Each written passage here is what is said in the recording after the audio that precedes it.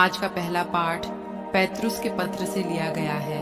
अध्याय 5, वचन संख्या है 5 से 14 तक। तुम नवयुवकों अध्यक्षों की अधीनता स्वीकार करो। आप सबके सब नम्रता पूर्वक एक दूसरे की सेवा करें, क्योंकि ईश्वर घमंडियों का विरोध करता किंतु विनम्र लोगों पर दया करता है। आप शक्तिशाली ईश्वर के सामने विनम्र बने रहें, जिससे वह आपको उपयुक्त समय में ऊपर उठाए। आप अपनी सारी चिंताएं उस पर छोड़ दें, क्योंकि वह आपकी सुधि लेता है। आप संयम रखें और जागते रहें। आपका शत्रु शैतान दहाड़ते हुए सिंह की तरह विचरता है और ढूंढता रहता है कि किसे फाड़ खाए। आप विश्वास में दृढ़ होकर उसका सामना करें। आप जानते हैं कि संसार भर में आपके भाई भी इस प्रकार के दुख भोग रहे हैं। ईश्वर ने जो संपूर्ण अनुग्रह का स्रोत है, आप लोगों को मसीह द्वारा अपनी शाश्वत महिमा का भागी बनने के लिए बुलाया। वह आपके थोड़े ही समय तक दुख भोगने के बाद आपको परिपूर्ण, सुस्थिर, समर्थ तथा सुदृढ़ बनाएगा। उसका सामर्थ्य अनंत काल तक बना रहता है। आमीन। मैंने आप लोगों को ढाढ़स बंधाने के लिए यह संक्षिप्त पत्र सिलवानुस से लिखवाया है, जिनको मैं अपना विश्वसनीय भाई मानता हूँ। मैं आपको यह विश्वास दिलाता हूँ कि इसमें जो लिखा हुआ है वह ईश्वर का सच्चा अनुग्रह है। उस अनुग्रह में सुदृढ़ बने रहें। बाबुल की कलीसिया के सदस्य, जो आपकी तरह ही ईश्वर के कृपा पात्र हैं, और मेरा पुत्र मार्कुस आप लोगों को नमस्कार कहते हैं। प्रेम के चुंबन से एक दूसरे का अभिवादन करें। मसीह के सच्चे भक्तों, आप सबों को शांति। यह प्रभु की वाणी है। आज का सुसमाचार मार्कुस के पत्र से लिया गया है।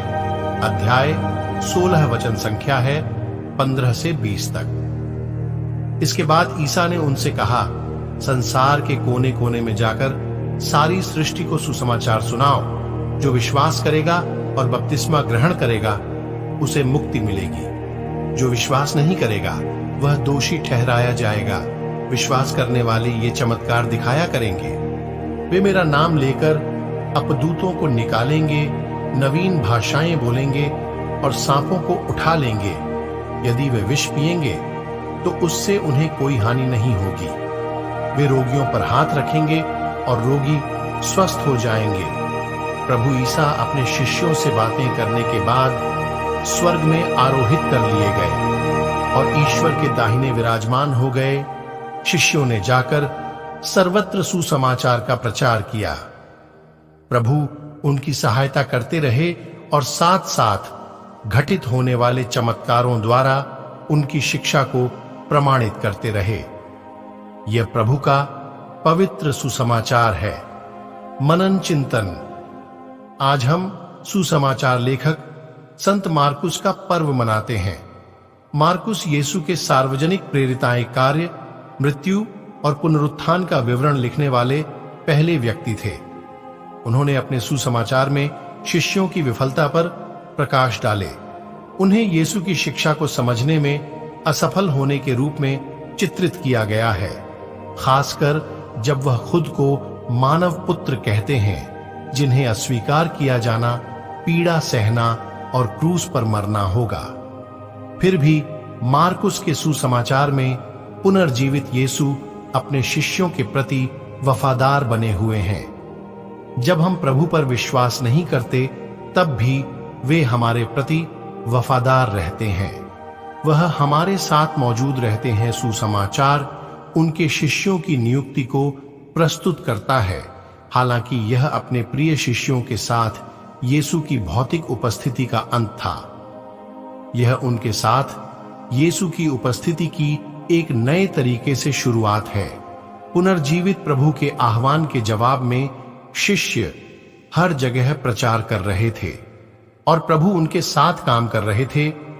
यीशु हमें आगे बढ़ने और सुसमाचार का प्रचार करने के लिए भी बुलाते हैं। वह हमें शिक्षक और उपचारक बनने के लिए बुलाते हैं।